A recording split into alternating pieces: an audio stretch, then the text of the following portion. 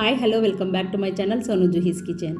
ఇవాల్టి వీడియోలో mutton curry ఎప్పుడు చేసినా టేస్టీగా కుదరాలంటే మాత్రం ఒక్కసారి నేను చెప్పినట్లు ట్రై చేసి చూడండి. ఈ కర్రీ బగారా రైస్లో కానీ జీరా రైస్లో కానీ ఎందులోకైనా చాలా అంటే చాలా బాగుంటుంది.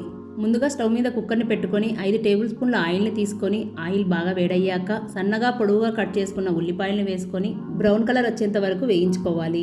ఇలా వేగిన ఈ ఉల్లిపాయలను ఒక ప్లేట్లోకి తీసుకొని పక్కన ఉంచండి. ఇప్పుడు ఇదే ఆయిల్లోకి శుభ్రంగా కడిగి పెట్టుకున్న మటన్ వేసి ఒకసారి కలుపుకొని మూత పెట్టి 5 నిమిషాలు మగ్గనివ్వండి.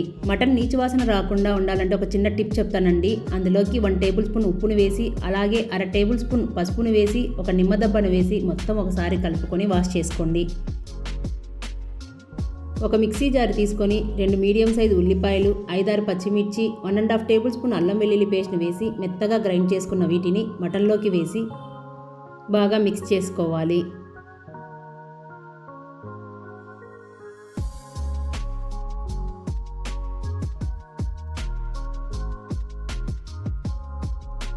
ఇలా కలుపుకున్న మటన్లోకి 3 లవంగాలు, 10-12 మిరియాలు, 1 ఇంచు దాల్చిన చెక్క, 1/2 టేబుల్ స్పూన్ షాజీరా, 3 ఇలాచీలను వేసి ఒకసారి మొత్తం కలుపుకొని మూత పెట్టి మరో 5 నుంచి 7 నిమిషాల పాటు మగ్గనివ్వండి.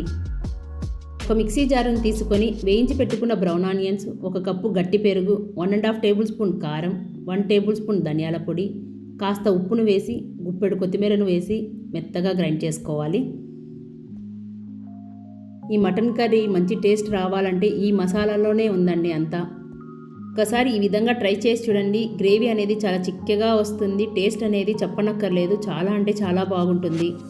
ఈ మసాలా మొత్తాన్ని ఉడుకుతున్న మటన్లోకి వేసి అదే జారులోకి కాస్త వాటర్ని పోసి ఇందులో వేసుకొని మనం ఆల్రెడీ కారం వేసాం కదా, కలర్ కోసం 1/2 టేబుల్ స్పూన్ కాశ్మీరీ చిల్లీ పౌడర్ని వేసి 1/2 గ్లాస్ వాటర్ని పోసి రుచికి సరిపడా ఉప్పుని వేసి మూత పెట్టి 4 విజిల్స్ వస్తే సరిపోతుంది.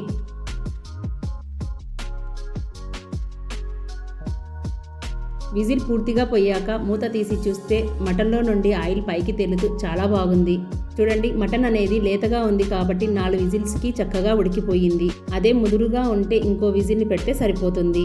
చివరగా సన్నగా తరిగిన కొత్తిమీరను వేసుకొని ఒకసారి బాగా మిక్స్ చేసి స్టవ్ ఆఫ్ చేయండి. సో అంతే, ఎంతో టేస్టీగా ఉండే మటన్ కర్రీ రెడీ అయిపోయింది. చూడండి, గ్రేవీ అనేది ఎంత చిక్కగా ఉందో. నేను చెప్పిన విధంగా చేస్తే గ్రేవీ అనేది చిక్కగా వస్తుంది. సో ఫ్రెండ్స్, మేమైతే మటన్ కర్రీని బగారా రైస్ విత్ గోంగూర పుల్లగూర చేసుకొని ఎంజాయ్ చేశాము. మీరు కూడా ఈ విధంగా ట్రై చేసి చూడండి, చాలా అంటే చాలా బాగుంటుంది. ఇలాంటివి మరెన్నో మంచి రెసిపీస్ కోసం సోను జుహీస్ కిచెన్ని సబ్స్క్రైబ్ చేసుకోండి, లైక్ చేయండి, షేర్ చేయండి, కామెంట్ చేయండి. Thank you for watching.